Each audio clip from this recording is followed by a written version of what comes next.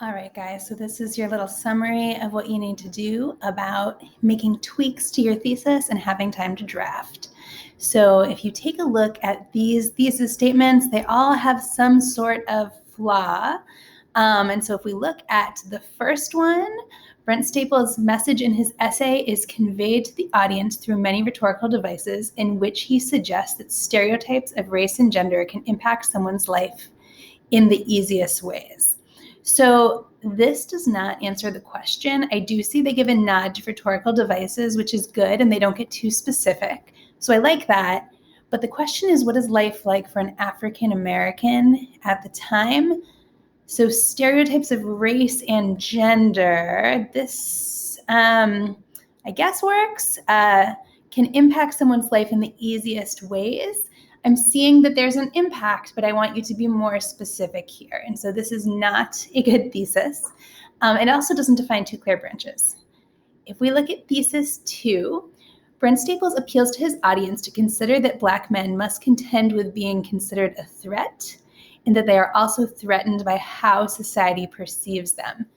This is a little bit better in that it does tell me two things about the experience of Black men, that they're considered a threat and about how society perceives them. It does say he appeals to his audience.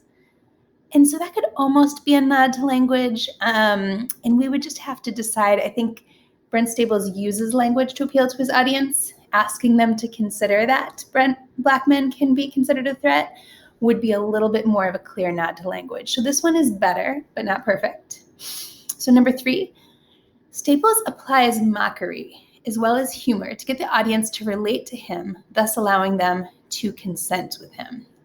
Okay, so mockery and humor. Not really sure I saw mockery, but those are two devices. So that is not a good answer. And to get the audience to relate to him, okay, well, those are two devices.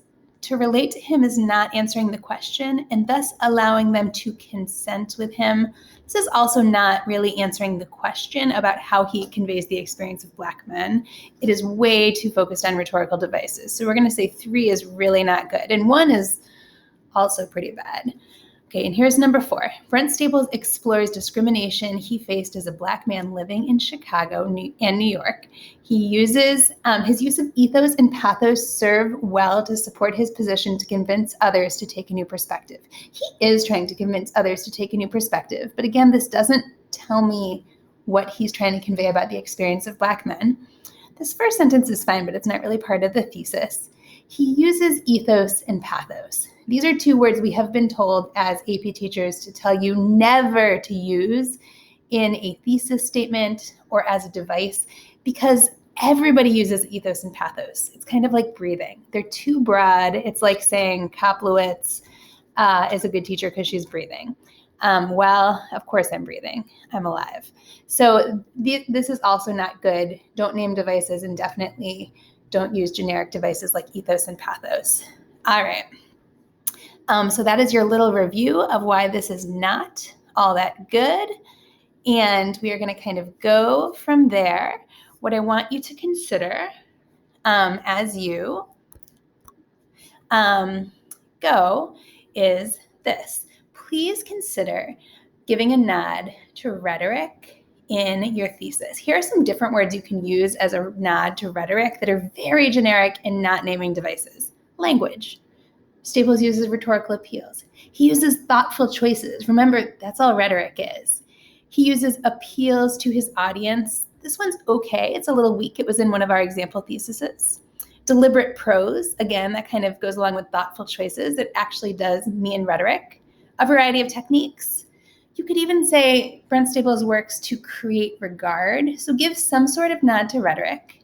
And then really make sure that you are focused on the experience of African American men in society at the time.